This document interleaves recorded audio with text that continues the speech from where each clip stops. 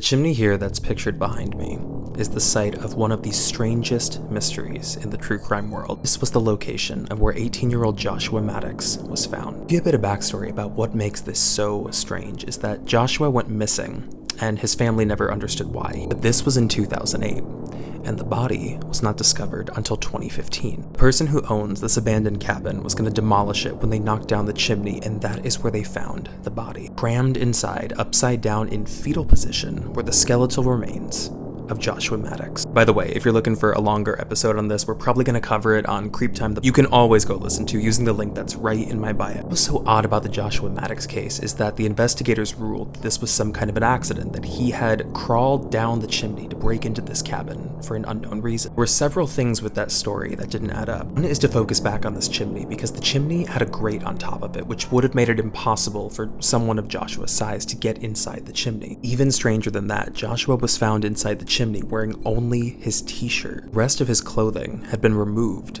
and was at the bottom of the fireplace. Something about that story just does not add up. I don't know why, but I've always been extremely uneasy at having this signal, we all know what this signal is, on your everyday objects. I've seen them on shower curtains, on carpets, on cups, on purses, t-shirts. I've even seen people with like tattoos on them.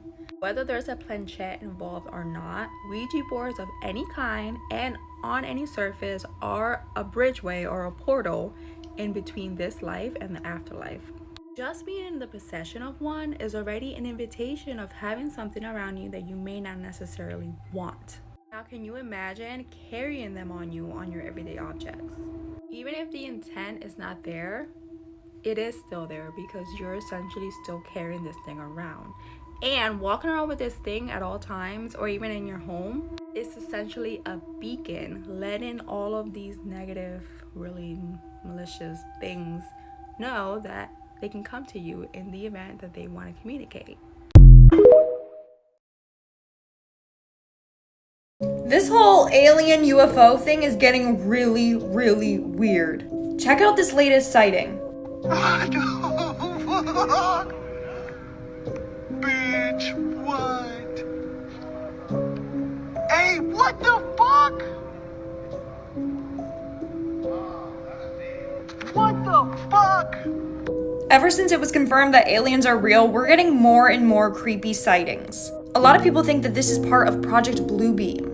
Basically, that the government is going to use AI and holographics to stage a fake alien invasion, even cause destruction. And in the end, the government will swoop in and save us all and is hoping that everyone will unite and be like, yes, we love the government. That's basically what Project Bluebeam is, and it's terrifying. So let me know your thoughts in the comments below. You may need a nightlight after watching this. Airport security guard Francisco Hernandez was finishing up his shift one evening at a Mexico City airport when he heard strange noises coming from inside a plane that was supposed to be completely empty. Per his work protocol and airline regulations, he had to investigate the aircraft, and what he found inside sent him running for his life. Take a look. Verga.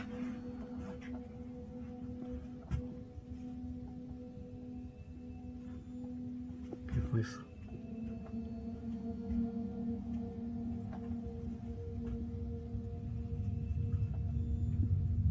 No mames. An ominous, shadowy figure is seen peering around the corner at Francisco repeatedly, and when he finally sees it, he flees the plane in terror. Even more chilling, this was an area Francisco had just searched, but was completely empty. Who or what is it? The goosebumps that video gives me. What are your thoughts? Okay, this is a very unsettling video. A lot of people are concerned about this woman, thinking that she's like a cyborg or like an alien or a reptilian. Check it out. So I wanted to introduce into the record page 55 from the committee's interview.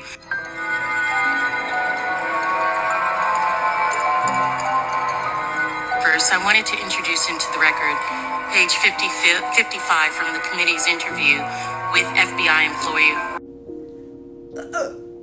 How does this woman know what she's gonna say word for word for word. Some fishy is going on and I don't like it. Nah. I'm gonna cover this case and more on my YouTube channel, so link in bio, subscribe. This is why you should never record yourself sleeping. Back in 2015, this man Nigel became a single father, taking care of his baby all on his own. Now, for the first few months there was no problems, but then Nigel started finding it extremely hard to sleep, and not because of the baby. He started waking up randomly every single night at 3 in the morning, for no reason at all. Shortly after waking up every night, the baby would then start crying and he would have to go and check on it. Now this continued for an entire month. Now Nigel realised he needed to do something about this and find out what was going on, so he headed out to the shops one day. He decided he was going to buy a camera, which he then returned home and fitted in his bedroom, pointing towards the bed. It came to bedtime, he hit record on the camera and headed to sleep. Again, he woke up randomly at 3 AM.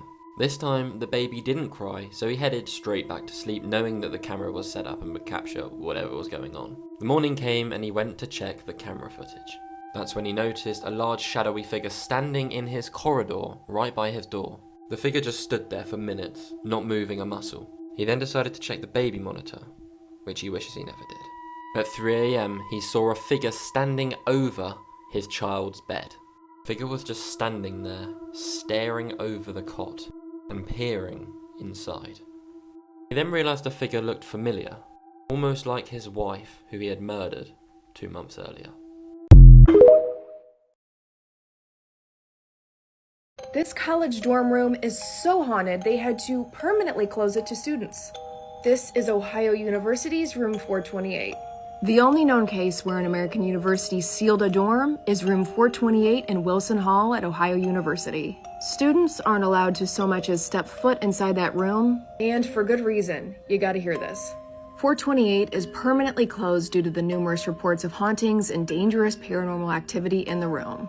It all started in the 1970s when a male student passed away in room 428 under mysterious circumstances, meaning no one could agree on what happened to this young man. And after that, things started getting really weird. Years later, a female student moved in and used the room's energy to practice rituals. Not long after moving in, she passed away mysteriously as well. And once again, no one could really agree on a reason why. And ever since the two, anyone who moved into the dorm reported terrifying occurrences at all hours of the day and night. Objects would fly across the room on their own accord. Students would hear disembodied voices, whispering, and even shouting, even though there was no one there. And even stranger, haunting faces kept appearing in the wood grain of the room's door. This happened over and over. The school even replaced the door many times, but the faces would always reappear. Eventually, it got to be too much. They were getting complaints and calls about this room all the time. And the university decided to seal the door shut forever. And this is the only known case where a dorm room has been sealed off in the United States. Mediums have found that this building is located at the center of 5 ancient cemeteries, and room 428 is some kind of a portal. This really reminds me of Dudleytown, just one horrible event after another, and eventually they have to close it. What are your thoughts on room 428? These are pictures that get worse the longer you look at them, part 2. Up first is this picture, and at first glance it just looks like 3 friends at a wedding. But if you look closer, you will see something extremely disturbing. Look between the guy's legs in the middle and you will see a disturbing ghostly little girl. This is super creepy, and imagine you see this after taking this photo. Next up is just a normal picture of a living room, right? That is until you look in the bottom left and you see a very disturbing face. The person who took this photo said nothing was there when they took it, and it only showed up after the photo was taken. What in the world is that thing? Next up is a picture of a truck that is completely packed to the brim. But if you look throughout the items, you will see something very weird.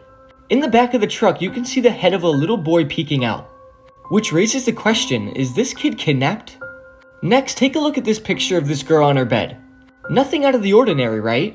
But if you look to the right of her mattress, you can see the face of a guy looking out.